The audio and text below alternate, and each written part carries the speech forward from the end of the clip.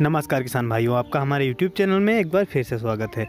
किसान दोस्तों, गन्ने की जैसा कि बुआई चल रही है, साथ ही अगर पहले आपने गन्ने की बुआई कर ली है, अगर आपका गन्ना 35 दिन का हो गया है या 30 दिन का हो गया है, गन्ने की पूर्णतः जमाव हो चुकी है, तो पहली सिंचाई करने की बारी आ चुकी है। पहली की सिंचाई में आपको क्या करना है, कौन सी दवाओं का प्रयोग करना है, कैसे क्या आप करें जिससे आप अच्छा उत्पादन ले सकते हैं, टेलरिंग अच्छी होगी और उपज भी अच्छी लेने के लिए कुछ खास कार्यों की ज़रूरत होती है, कुछ दवाओं की और कुछ खाद की ज़रूरत होती है, तथा साथ ही कीट नियंत्रण के बारे में भी बात करने वाले हैं।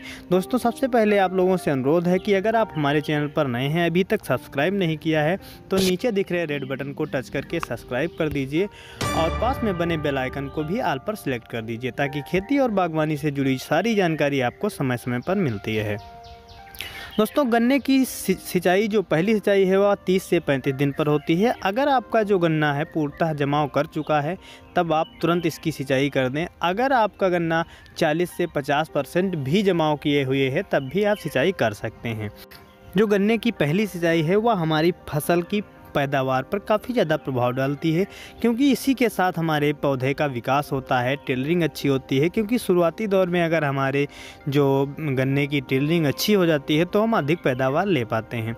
दोस्तों, सबसे पहले बात करेंगे हम बायोवीटा प्रयोग करने के बारे में। तो अगर आप बायोवीटा प्रयोग करना चाहते हैं तो 8 केजी बायोवीटा आप 35 से 40 किलोग्राम यूरिया में मिलाकर आप सिंचाई के साथ इसका प्रयोग कर सकते हैं। अगर आप चाहें तो सिंचाई करने से तुरंत पहले इसका प्रयोग कर सकते हैं, या आप सिंचाई के साथ भी प्रयोग कर सकते हैं। अगर आप सिंचाई के बाद प्रयोग करना चाहते हैं, सिंचाई के साथ कोई फंगीसाइड या कीटनाशक डाल रहे हैं, आप प्रयोग नहीं करना चाहते हैं, तो आप 4 दिन के अंतराल पर जब आपके खेत में नमी कम हो जाए, यानी पैर जो है उसमें धंसे ना, तब आप उसमें जा कर के आप बायोवीटा और यूरिया का प्रयोग कर सकते हैं। इससे क्या होता है, हमारा जो गन्ना है वो ग्रोथ अच्छे करता है और उसका विकास अच्छे से होता है, जिससे कि टिल्डिंग ज़्यादा होती है, किलों का फुटाव अधिक होता है और हमारे गन्ने की बढ़वार अच्छे से होती है और हरियाली भी हमारे गन्ने में बनी रहती है।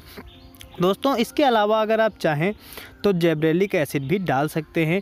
जैब्रेलिक एसिड 2 प्रकार का आता है, एक लिक्विड फॉर्म में आता है और दूसरा पाउडर में आता है। अगर आप चाहें तो पाउडर में प्रयोग कर सकते हैं या लिक्विड में। अगर आप जैब्रेलिक एसिड प्रयोग करना चाहते हैं तो इसके लिए आपको क्या करना होगा, बायोवीटा भी आपको ले लेनी होगी। बायोवीटा और जैब्रेलिक एसिड का मिश्रण करने के बाद आप इसका अगर प्रयोग करेंगे तो काफ़ी अच्छा रिजल्ट आप ले पाएंगे। आपका जो गन्ना है अच्छे से ग्रोथ करेगा, टिल्डिंग भी अच्छे से होगी। दोस्तों, अगर आप इसका प्रयोग करना चाहते हैं तो आपको 10 ग्राम जैब्रेलिक एसिड ले लेना है और आपको 1 लीटर बायोवीटा में मिलाकर आपको इसको स्प्रे करना है। यह जो डोज हमने बताया यह 1 एकड़ के लिए पर्याप्त होता है। और साथ ही दोस्तों, अगर आप और अधिक उपज लेना चाहते हैं और ख़ास काम करना चाहते हैं तो आप चाहें तो माइक्रो न्यूट्रिएंट्स भी दे सकते हैं, क्योंकि हमारा जो पौधा होता है इस वक्त विकास कर रहा होता है और जो नया हमारा जो अंकुरण हुआ होता है उसको खास माइक्रो न्यूट्रिएंट्स की ज़रूरत होती है। तो अगर आप माइक्रो न्यूट्रिएंट्स का प्रयोग करते हैं तो और अच्छा आप रिजल्ट देखने को पाएंगे और अच्छी उपज ले सकेंगे। दोस्तों, अगर आप माइक्रो न्यूट्रिएंट्स प्रयोग करना चाहते हैं तो इसकी मात्रा के बारे में भी बात कर लेते हैं।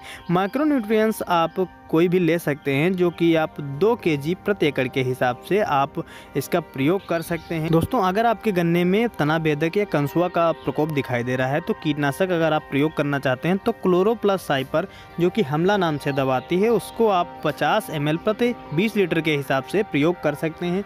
हालांकि इसका जो असर है अधिक समय तक नहीं रहता है, तो आप कोराजन का भी प्रयोग कर सकते हैं। अगर आप क्लोरोप्लस साइपर डाल रहे हैं तो 15 दिन के अंतराल पर आपको पुनः इसकी डालने की ज़रूरत होती है। हालांकि बहुत अच्छा काम करती है और कम पैसे में यह मिल जाती है।